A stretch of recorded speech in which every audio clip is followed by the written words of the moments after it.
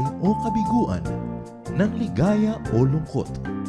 Kaya marapat lamang na tanggapin si Jesus bilang tagapagligtas at Panginoon. At matapos yun ay panariwain ang katapatan at paglapit sa Kanya bawat araw o day by day. Ang day by day ay naglalayong umalalay sa pang-araw-araw na pamumuhay. Narito po si Kuya Ed Lapis sa mensaheng pinamagatang Overthinking.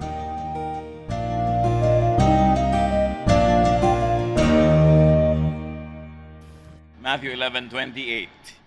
If you are tired from carrying heavy burdens, come to me and I will give you rest. Yan ang isang central teaching ng Panginoon, kapahingahan, lalong-lalo na ang kapahingahan sa isip. Overthinking. Yan ang pamagat ng ating pag-aaral at nawa tayo'y kasihan ng Diyos at mapahinga ang ating mga isip. Ama naming Diyos, salamat dahil kayo ay ganun na lang magmahal. Pati pag-iisip namin, kapayapaan, katiwasayan, number one sa agenda nyo. Turuan nyo kami, Lord, to appreciate this. And as you are kind to us, may we be kind to ourselves and to one another. Forgive us our sins. Cleanse us, O God. Enable us to understand your message for us. At bagamat may isa kayong mensahe para sa lahat, turuan nyo kaming gawin itong personal para sa ganun tumalab ito sa pinakamalalim na bahagi ng aming buhay. Be our speaker, be our teacher, be our ruler. Father, we thank you in the name of your Son, Jesus. Maraming heavy burden sa buhay. Isa doon, worry, fear, jealousy, at iba pa, because of overthinking.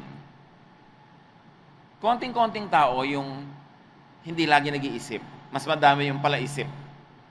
Overthinking is like overdrinking alcohol or wine. Proverbs 23:33. You will see weird things and your mind will play tricks on you. Yung taong sobrang palaisip, isip ng isip, parang nalalasing din yan. At mamaya pinaglalaruan na siya ng kanyang guni-guni, hindi na niya mapaghiwalay ang guni-guni at ang katotohanan, ang kanyang imagination at ang kanyang reality, na tuloy ini-imagine pa lang niya, nagdurusa na siya na parang totoo nang nangyayari yon. Needless, excessive and punishing and tormenting jealousy or worry or fear could come from overthinking. Pagka sobra ka nag-i-imagine, nag-iisip, filling the blanks, umiimbento ng mga senaryo sa isip, ang nangyayaring bunga nun, pagdurusa. Hirap ng loob. Nawawalan ka ng gana sa buhay na para bang totoong nagaganap yung ini-imagine mo pa lamang. Kaya ang reseta sa overthinking, Philippians 4:6-8. Don't worry about anything, but pray about everything. With thankful hearts, offer up your prayers and requests to God. So, imbes na mag-alala, mag-isip, mag-worry, daanin mo sa dalangin, ipanalangin mo sa Panginoon. At pagkatapos mong manalangin, tanggalin mo na sa isip mo, dahil pinanalangin mo na, inilipat mo na sa kamay ng Panginoon, yung hindi mo naman madala-dala. Verse 7, Then because you belong to Christ, Jesus, God will bless you with peace that no one can completely understand. Pagka hindi mo inubos ang iyong oras sa pag-aalala at pag-iisip at itinon mo ito sa pananalangin, bibigyan ka daw ng Panginoon ng kapayapaan dahil ikaw ay na kay Kristo. And this peace will control the way you think and feel. It is not what you think and feel that will bring you peace. It's the other way around. It is your peace that will now control the way you think and feel. At hindi ba madalas baligtad yun? What we think, what we feel, yun ang nagbibigay sa atin ng gulo sa buhay o kapayapaan. Pero hindi. Pag nanalangin ka, imbes mag-alala, yung kapayapaan mo ngayon ang magbibigay ng korte sa mga iniisip at nadarama natin. Finally, my friends, keep your minds on whatever is true, pure, right, holy, friendly, and proper. Don't ever stop thinking about what is truly worthwhile and worthy of praise. So hindi naman tayo pinipigil na mag-isip, pero sinasabi, kung mag-iisip ka, ituon mo ang iyong isipan sa mga magaganda, mabubuting bagay na nagbibigay sa iyo ng kapayapaan, katiwasayan, kasiyahan. Hindi yung nagbibigay sa iyo ng lalo pang pag-aalala, pangamba, takot, nervyos. At huwag ka daw tumigil ng kaiisip ng ganon, mga bagay na marapat ipagpasalamat at mapuri sa ating buhay. Ano ang mga pinag-iisip natin? Yun ba? O yung mga nakakapag-alala? Napipili ang iniisip. What we think of is a matter of choice. And it's a big deception to think that you have no choice. Napipili ang iniisip. Kaya nakokontrol natin, nabibigyan natin ng disiplina ang paraan ng pag-iisip. Kasi ang iniisip natin, nagbubunga ng napakaraming emosyon. At bihira yung positive emotion. Kasi bihira yung nag-iisip ng positive. Madalas sa mga tao, warrior, mapag-alala, natatakot. Sa niya, bakit hindi ako matatakot? Kung mangyari. Oo nga kung mangyari yung kinakatakutan mo, 2 beses ka nang nahirapan, nung nag-aalala ka at nung nangyari na. Pero paano kung hindi nangyari? Nakapag-alala ka na rin, di na, dusa ka na rin kahit hindi yan nangyari.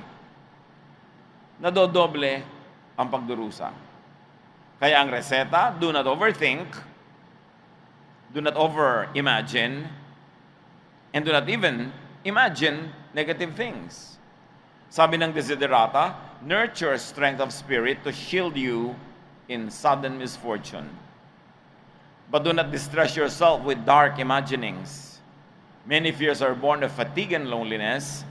Beyond a wholesome discipline, be gentle with yourself.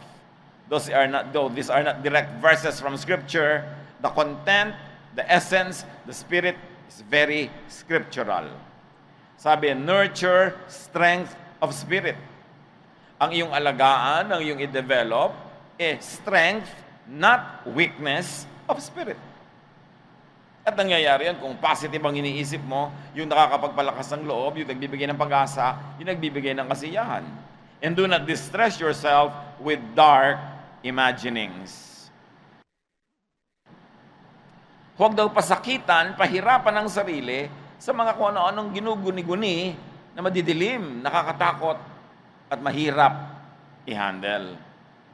At sinabi pa ang tunay na very biblical idea, many fears are born of fatigue and loneliness. So pag pagod ka na at malungkot ka, ang anak nun takot. Hindi natakot ka muna bago ka mapagod at malungkot.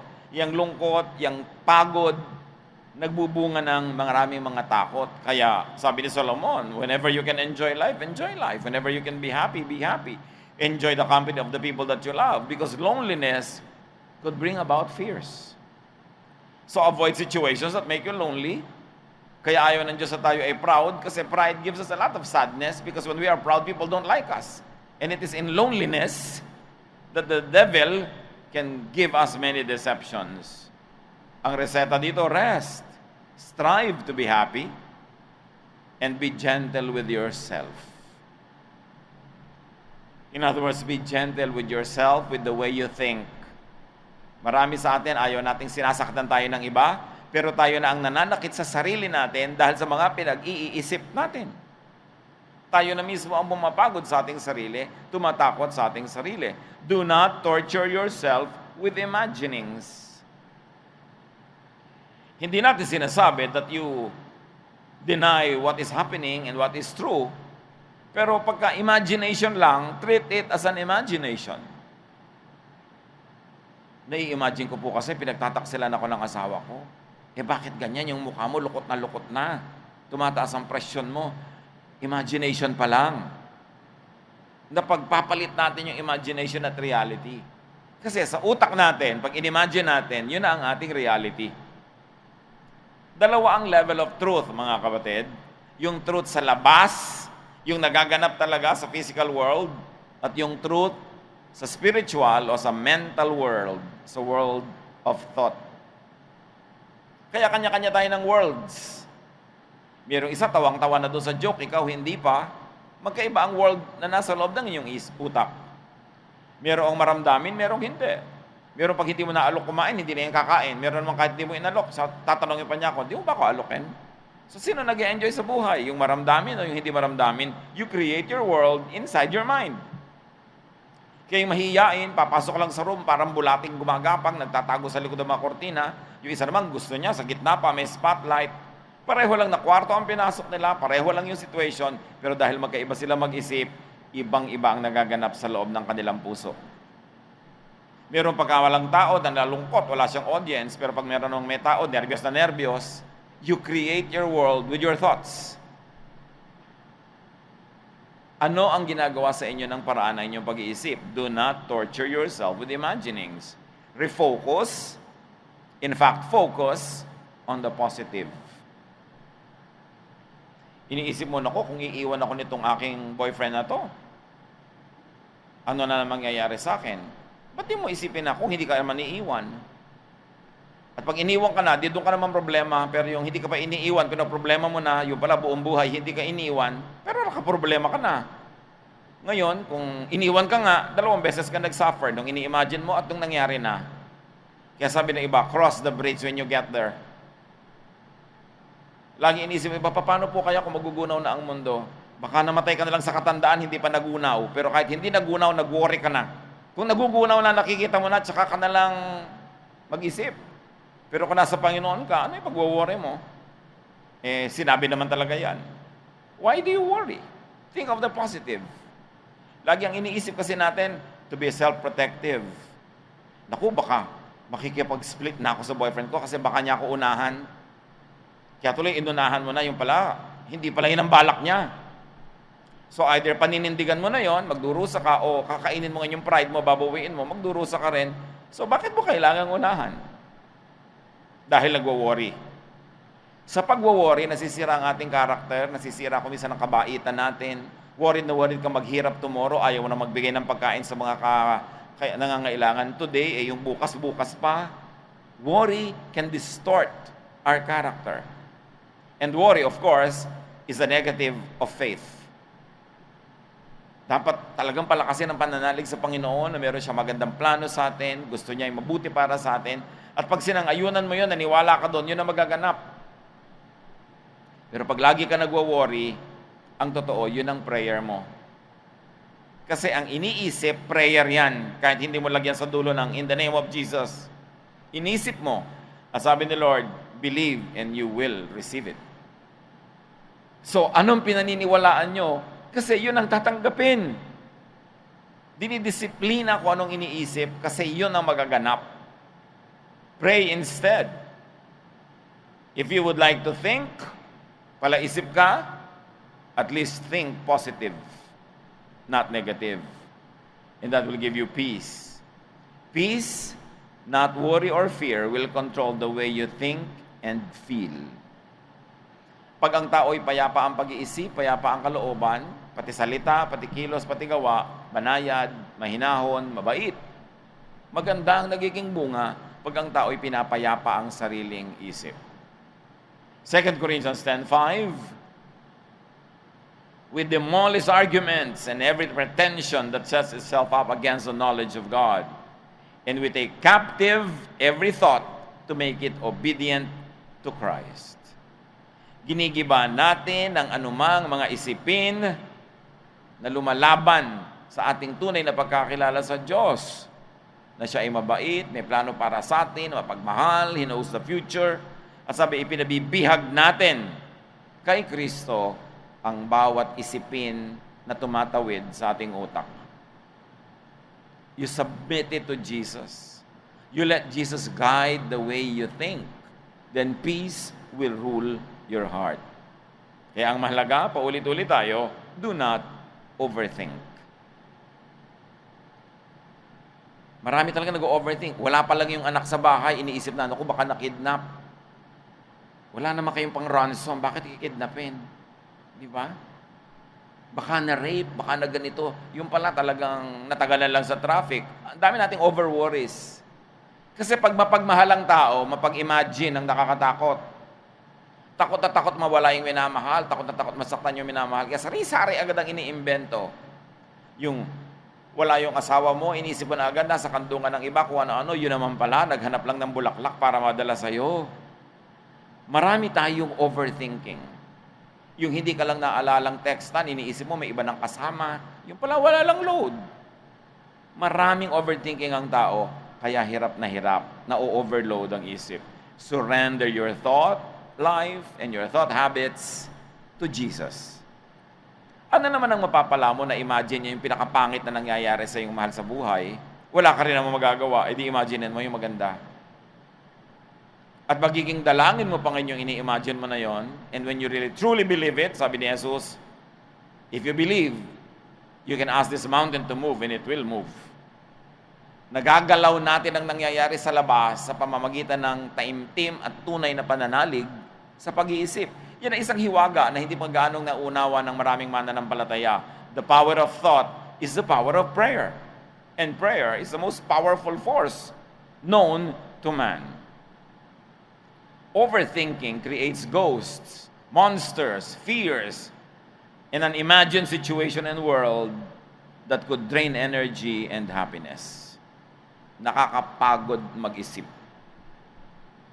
Nakakapagod mag-alala. Nakakapagod matakot. Nakakapagod magselos. Nakakapagod mag-alala ng kung ano-anong ini-imagine. Overthinking could create a reality in the mind much worse than reality in the physical world.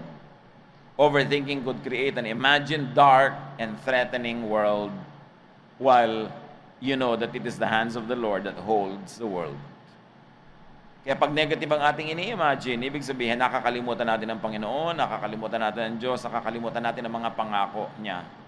Ephesians 6:12, for our struggle is not against flesh and blood, not against physical things or people or beings, but against the rulers, against the authorities, against the powers of this dark world, and against the spiritual forces of evil in the heavenly realms. And what is the heavenly realm? Our mind. Wala namang effect sa'yo kung yung mga demonyo nasa ulap, nasa himpapawirin, pero oras sa pumasok sa utak mo, doon may effect. Kaya yung tinatawag na heavenly realms, doon talaga nangyayari ang tunay na bakbakan, that is between your two ears.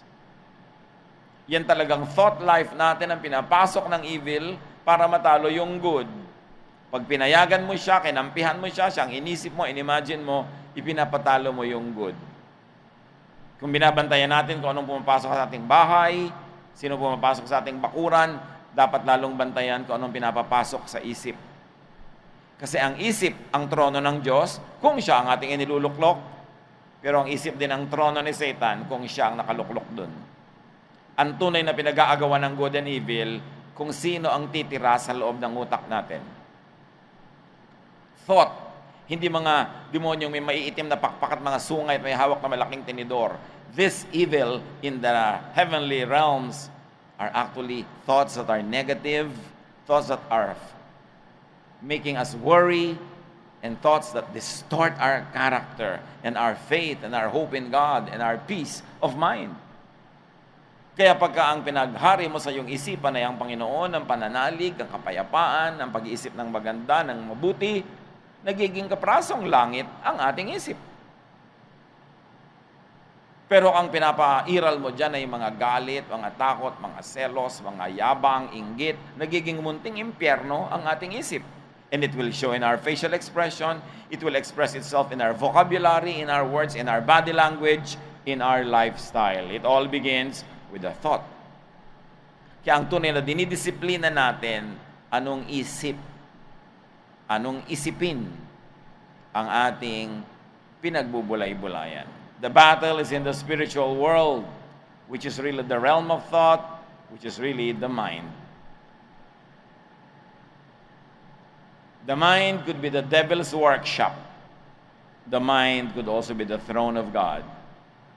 Kaya dapat sabi natin, Christ lives in me, which means Christ lives in my thoughts, in my thought life, in my mind. Alam nga namang tira ni Jesus ang iyong abdo, ang iyong kuko, ang iyong ingrown, ang iyong split end. Siyempre, ang titira niya yung ating spirit, yung ating mind, the way we think. Thoughts are a person's prayer. Kasi sinabi, pray without ceasing. Paano mangyayari magpe-pray ka non-stop? By thinking of what you should be actually praying for. Thoughts are prayers. Thoughts are a person's reality. Kaya kahit na halimbawa, hirap na hirap yung isang may sakit, yung kabilang pasyente, ganun din ang sakit, pero hindi siya hirap na hirap kasi yung thought niya nakafocus sa iba, nakafocus sa Panginoon, nakafocus sa pag-asa, less ang suffering. At napatunayan yan kahit sa medicine. Yung mga taong madadasalin at ipinagdarasal, mas mabilis mag-respond sa medication. Kasi may pananalig. Mahalaga. So rest from emotional and spiritual fatigue. Kumusta kayo ngayon mga kapatid? Pagod ba ang inyong puso? Alam niyo yung umibig, nakakapagod yan, lalo kung hindi ka iniibig. Nakakapagod din yung iniibig ka, tapos ayaw mo sa kanya, tapos pinagpipilitan niya ang sarili mo, nakakapagod din yun. Maraming nakakapagod na isipin. Nakakapagod ng mag-isip ng mga alalahanin, mga takot. Hindi yan ang gusto ng Panginoon para sa atin. Rest from overthinking. Hindi pa man tayo isinilang, may plano na ang Diyos para sa atin. Sabi niya, I know the plans I have for you. Plans to give you hope in a future. At sinabi pa rin sa Scripture, you have no idea what good things God has stored for you. Magtiwala tayo. Solve natin ang mga mumunting mga suliranin araw-araw. Yung mga negative na dapat na harapin, solve. Pero huwag niyong patirahin sa inyong thought life ang maraming mga negative things. Pag may ginawa ang mabuting tao sa inyo, may ginawa siyang mabuti, sasabihin mo agad, hindi naman talaga mabuti yan, niloloko lang yan ako. Ba't di mo nalang paniwalaang mabuti talaga para ka mag-enjoy? Eh, paano kung hindi mabuti? Eh, di doon ka nalang hindi mag-enjoy pag nalaman mo. Paano kung mabuti pala? Tapos nagdududa ka, hindi ka talaga nag-enjoy. Hindi naman tayo dapat maging gullible na dali-daling mauto, pero huwag ka naman sobrang wise, na hindi ka naman inuuto, ini-imagine mo, inuuto ka. Hindi ka naman niloloko, ini-imagine mo, niloloko ka lang. So magdurusa kapag ano ka mag-isip. Niloloko mo lang ako, uunahan kita, lolokohin na rin kita. Hindi ako maniniwala. Sinasabi ng ang gandagan mo, bola, ay, gusto lang mapilit, o ayaw talaga maniwala, o negative. Ba't sinabihan ka, ang ganda mo, sabi mo, thank you. Hindi nag-enjoy ka pa, nag-enjoy. Nakakainis kasi may pinupuri ka, ayaw niyang maniwala. Kung hindi totoo yung pagpuri, tapos binisto mo siya, maiinis din siya eh. Hindi naman ako humanga sa'yo, nabistado mo ako, nakakainis ka, nabibisto ka. Eh ngayon, kung totoo pala, nakakainis ka rin. Both cases, lugi ka. Pag sobra ka matalino. Kaya masasayang tao yung mga mapaniwalain. Pero siyempre, sabi nga, be innocent as doves, but be wise as serpents. May mga protective mechanism ka para hindi ka naman sobrang madamage kung hindi totoo. Pero enjoyin mo rin, malay mo totoo. Huwag laging negative. Pagka may magandang ginagawa ang tao sa'yo, iniisip agad, uutangan ako nito. Kaya tuloy, hindi ka makapag-express ng thanksgiving. Binigyan ka, minahal ka, pinaglinis ka ng bahay, pasalamat ka. Pag mangungutang na, tsaka mo na lang, di pa utangin kung talagang ayaw mo. Pero yung nagsisimula pa lang siya, negative ka na agad. Alam niyo ang ibig ko sabihin, kanya-kanya tayo ng mga hilang buntot. Kanya-kanya tayo ng negative ng paraan ng pag-iisip. Pero ang totoo nun, tayo lang naman ang nalulugi. Marunong ka mag-isip kung talagang sobrang dayaan na to at ang magiging damage malaki. Pero ilbo, sinabihan ka na, uy, ang ganda ng damit mo. Kahit naman maniwala ka at hindi naman siya totoong nagagandahan, wala naman damage sa'yo yun na maniwala ka. Di maniwala ka na lang. Napipili mo rin naman yung pwede mong paniwalaan na walang damage at merong dapat suriin mo muna talaga bago mo paniwalaan dahil baka may damage. Kanya-kanyang karunungan din ang binibigay sa atin ng Diyos. At ulitin natin ang 2 Corinthians 10:5, we demolish arguments and every pretension that sets itself up against the knowledge of God, and we take captive every thought to make it obedient to Christ. Ano ang ibig sabihin sa inyo na yung thought natin obedient to Christ? Kailangan kayo ang mag-define nun. Kailangan tayo ang matutong maging maibigin, mapagmahal, magtiwala, up to a point, of course. At paalisin sa ating isipan na namang bagay na negative na wala naman tayong mapapalang isipin ang isipin. Kung inisip mo yung problema, nasa solve mo, di may napapala ka, pwede mong isipin, pero yung wala ka naman talagang pwedeng magawa, bakit mo pa iisipin? Ipa sa Diyos, magkaroon tayo ng kapayapaan, and do what you can in a practical way to minimize the negative effect of this issue in your life, but then don't overthink. Ang pinaka-guilty ng overthinking, parents, concerning their children, at mga lovers, concerning their papa or mama, laging may overthinking kasi takot. Ano yung takot? Galing ba sa Panginoon? o galing sa kalaban. Dear God, we ask you, make us realize kung nag-overthink kami. At kung may mga anak kayo, Panginoong, narito na sobrang mag-overthink, teach us to trust in you. Teach us to correct the way we think. Teach us to drive out of our minds excessive and oppressive overthinking. Magbulay-bulay tayo mga kapatid. Kayo lang nakakaalam kung kayo ba ito o ang iba nating mga mahal sa buhay. Kung may mga mahal tayo sa buhay na may overthinking, mga fears na related sa atin, tayo ang dahilan, let's be more assuring. Kung sila'y lagi nagsiselos, be more assuring. Nag-aalala sila na hindi mo sila maaalala, ipaliwanag mo, linawin na maaalala mo sila para hindi sila mag-overthink. Dear God, teach us kung anong pananagutan namin sa mga taong mahal namin at nagmamahal sa amin para makatulong kami that they will not be over-worried, over-anxious, and they will not overthink. Teach us how to apply this reminder in our daily lives. Magbulay-bulay tayo sumandali at dinggin ang tinig ng Panginoon na nais na tayo mapahinga, na nais na tayo'y mapabuti.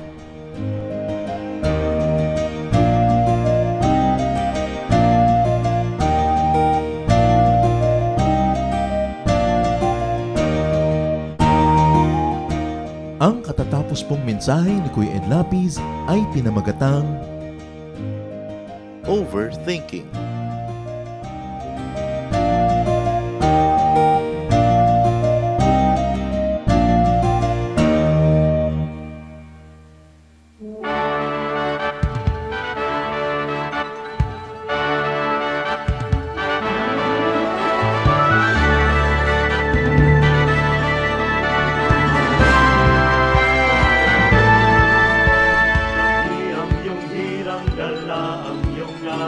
Taglay ang ligaya ng kaligtasan. Alab ng puso sa aming dibdib ay kayo ang dahilan. Uktawin ang nahihimting na damdamin, isingin ang aming yaring isipan. Tamang lakas ay gawin niyong alipin sa inyo ang pagsamba. Pagsamba, dalis ay napagsamba sa dakilang ngalan niya. Halina sa pagsamba.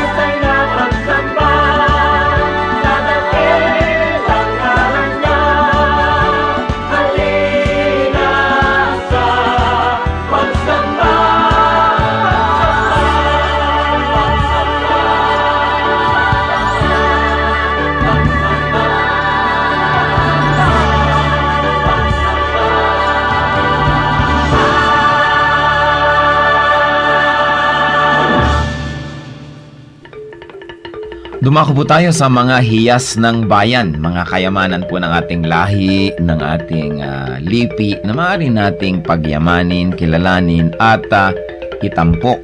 At ito po ay atin ding ipamana sa mga darating pang henerasyon. Ang atin po ngayong itatampok na hiyas ng bayan ay ating mga kasabihan. Marami po tayong magagandang mga kasabihan. At bakit po kayamanan ng bayan ang mga kasabihan? Sapagkat ito po ay mga karunungan na naipon, sinala, niliglig, binuo ng panahon. Sa tagal ng ating mga karanasan bilang isang bayan, bilang mga mamamayan, bilang tao, ang ating po mga ninuno ay nakabuo ng mga salawikain na nakabase sa mga mahahaba, matatagal at malalalim na mga karanasan. Kaya dapat lamang namang pahalagahan ang mga kasabihang ito sapagkat hindi naman tayo basta-basta makakaimbento ng kasabihan sa loob ng isang araw o isang linggong karanasan. Kailangan po ang mahabang pag-oobserba sa buhay, pagdidili-dili, at pagkatapos po ay pagbubukas ng isip. Ang atin pong kasabihan na itatampok sa araw na ito ay galing sa Katagalugan, ang kahoy na likot baluktot, hutukin hanggang malambot. Kung lumaki at tumayog, mahirap na ang paghutok. Talaga nga naman po, tamang-tama. At ito po ay galing sa UP Cultural Dictionary for Filipinos ni Thelma B. Quintanar at mga kasama. Uulitin ko po ang kasabihang ito. Ang kahoy na likot baluktot, hutukin hanggang malambot. Kung lumaki at tumayog, mahirap na ang paghutok.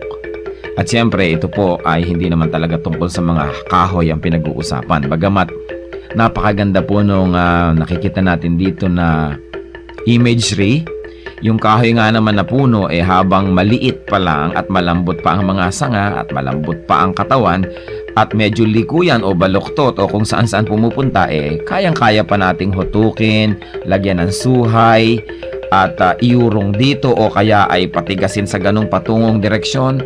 Subalit kung yan ay malaking-malaki na at punong-puno na, hindi na natin yan pwedeng maiba dahil matigas na at mataas na, baka hindi pa natin maabot. At ito po naman siyempre yung metaphor na ito ay may kinalaman sa pagpapalaki ng mga bata, sa paghubog ng kaisipan, sa paghubog ng mga paniniwala at mga pagpapahalaga. Napakahalaga ang pagtuturo sa bata ng mga konsepto ng tama at mali, ng maganda at ng mga hindi maganda habang ang tao ay bata pa, habang ang kanyang isip ay mura pa, at habang siya ay masunurin pa, habang siya ay dependent pa at umaasa pa sa kanyang mga magulang o sa mga matatanda, habang siya ay teachable and impressionable, ay kailangan na dumating tayo sa talagang masusi at seryosong pagtuturo. Napakahalaga na turuan ng mga bata sa tamang panahon. Huwag po nating ipaurong-urong ang pagtuturo sa mga bata. Pag kami mga itinatanong, huwag natin sabihin, bata ka pa, hindi mo pa malalaman yan, saka na, pagtanda mo na. O kaya, ano ba, kabata-bata mo, ang dami mong tanong, malalaman mo rin yan pagtanda mo. Kailangan po maingat tayo sa pagsagot sa mga tanong, ibigay po natin ang mga sagot na tumpak at tama, at itrato natin ang mga bata na parang matanda kung ating kausap, igalang din natin sila, at bigyan natin ng mga tamang paliwanag. Tandaan po natin ang pagbabantay, ang pagtuturo, ang paghuhutok sa mga mumunting mga bata. Yan po ay magkakaroon ng panghabang buhay na epekto sa kanilang buhay. Kaya isa pong mahalaga na paalala rin sa ating mga magulang, bigyan natin ng oras ang ating mga anak, bigyan natin ng panahon na mahutok yan sa tama, sapagkat kapag malaki na, mahirap na po yan na ibahin pa. Kaya ilapit natin sa Panginoon habang maaga, palakihin natin ang may takot sa Diyos, palakihin natin na kasama ay mga mananampalataya, nadidinig ang salita ng Diyos, mga Kristiyanong awitin, at nang sa gayon, ang batang ito ay lumaking nasa tamang direksyon. Sabi rin po yan sa Bible, train up a child in the way he should go, and when he is old, he will not depart from it. Meron po tayong equivalent niyan sa ating pong kultura, sa ating mga kasabihan. At yan po ang hiyas ng ating bayan ngayon, kasabihang, ang kahoy na likot baluktot, hutukin hanggang malambot, kung lumaki at tumayog, mahirap na ang paghutok.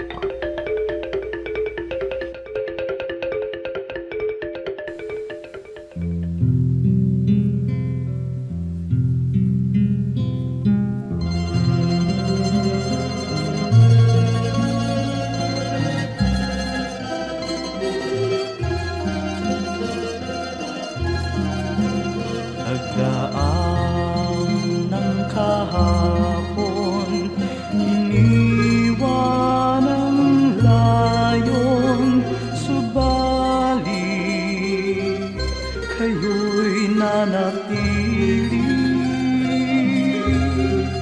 Ako'y piring man sa bukas, tadhana'y lumipas, panatag sa inyong kandili.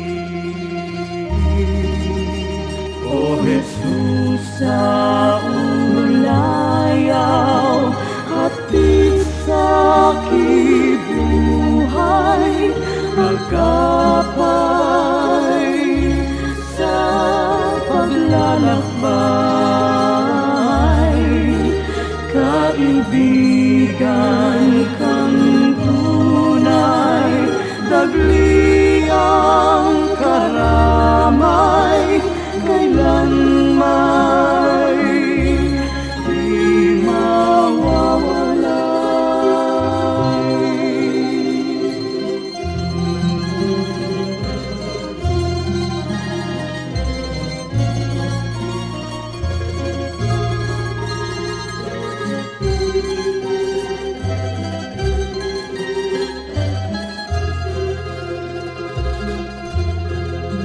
Sa tamis ng iyong hiya, masakit at hirap, sadyang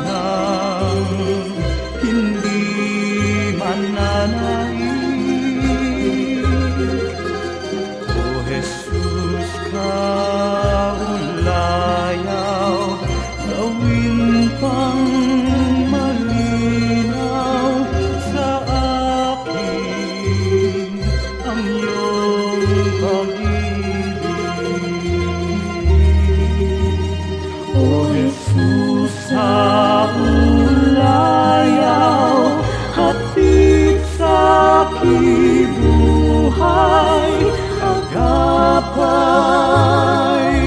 sa paglalakbay, kaibigan kang tunay, dagli ang karamay, kailanman di mawawalay.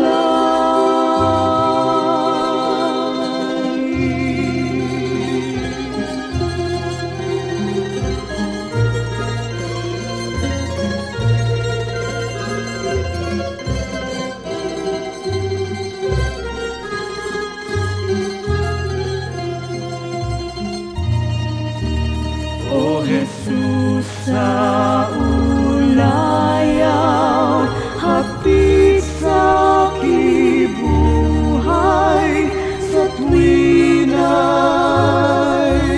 lunas ka sa aking lumbay, sa pag-ibig niyong alay, nasa daldalisay ang puso ko'y humihinlay. O Jesus, sa ulayaw, hatid sa kibuhay, agapay sa paglalakbay, kaibigan kang tunay, dagli ang karamay, kailanman di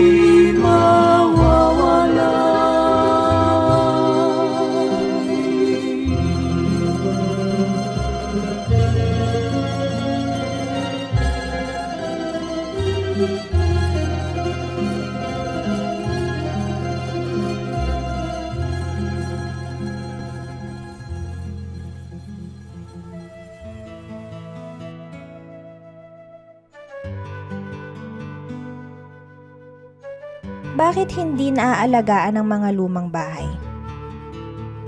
May kinalaman siguro yung pagdating ng kulturang Amerikano sa atin na nilait-lait yung sa tingin ng Amerika ay makalumang kultura ng Catholic Spain.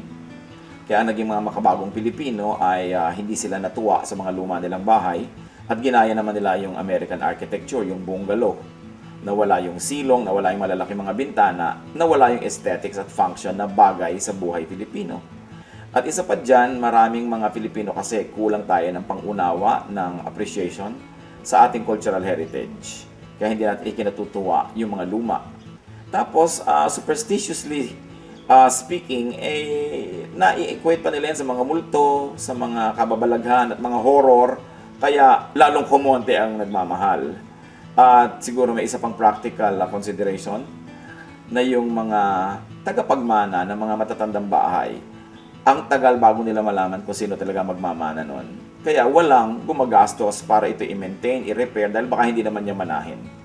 Palagi ko, pag pinagsama-sama yung mga yan ang dahilan kung ba't hindi natin aalagaan ang mga luma nating bahay na ang katotohanan lang ay napakahalaga at dapat ingatan. Kasi ang architecture is one of the highest testimonies of a civilization. Iyan ang nagpapatotoo ng taas ng antas ng isang kabihasnan. Kaya dapat pahalagahan yung na-achieve na ng ating mga ninuno in terms of architecture.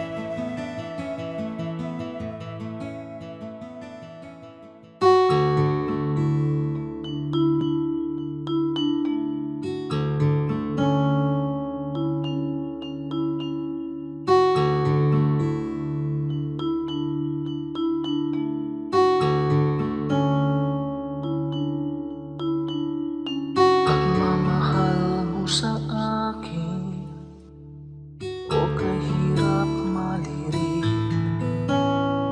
dating sarado ang isip kay kitig. Mulian kang nakilala, ang pananaw na wasto, unawa sa kapwa-tao, nais mo. O Jesus, ang iyong pag-ibig ay hindi nagtatangi.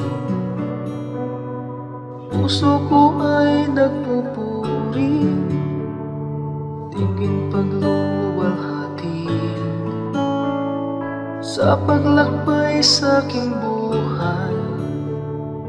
Di na nga maliligaw, puso ko man maging isip, tigil lagi ng pag-ibig.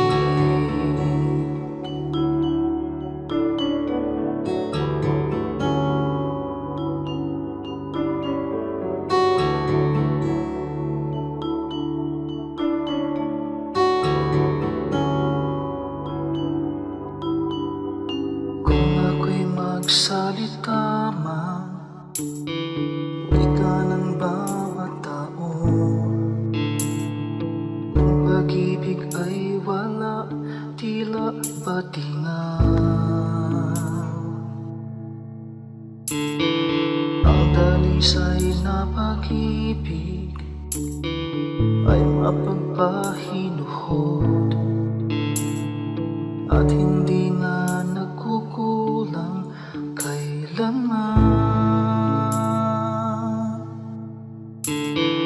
O Jesus, ang iyong pag-ibig ay hindi nagtatangi. Puso ko ay nagpupuri, tingin pagluwalhati sa paglakbay sa aking buhay. Di na nga maliligaw, puso ko man maging isip, tigil lagi ng pag-ibig. O Jesus, ang iyong pag-ibig ay hindi nagtatangi. Puso ko ay nagpupuri, tingin pagluwalhati sa paglakbay sa aking buhay.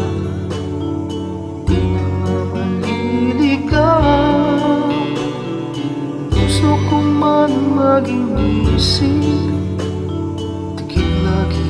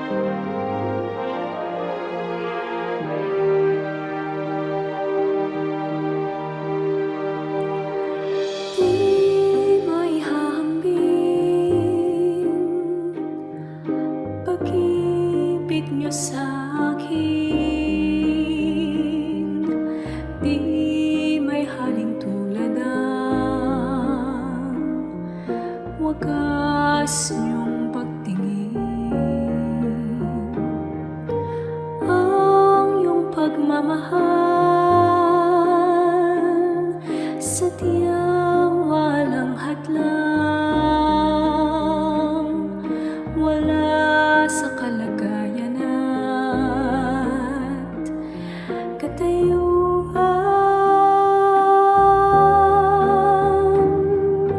Hawak niyo aking kamay sa tuwing nanananglahay at sa tuwing magkamali, walang hanggang pagpapatawad niyo sa'kin.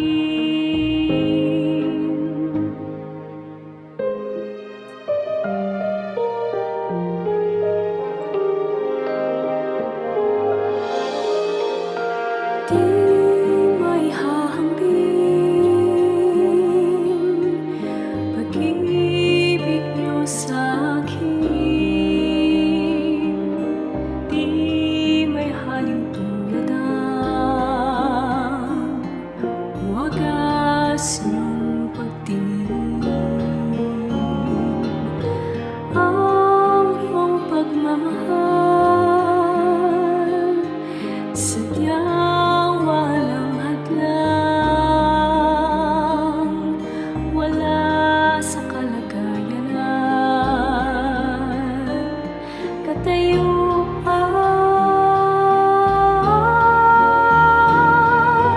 Hawak niyo aking kamay sa tuwing nanananglahay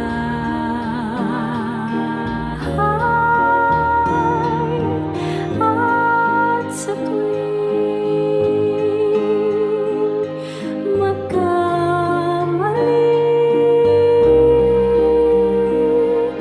walang hanggang pagpapatawad niyo sa'kin. Sadyang di mapigil ang kabutihan niyo, kahit tumigil pag-ikot ng mundo.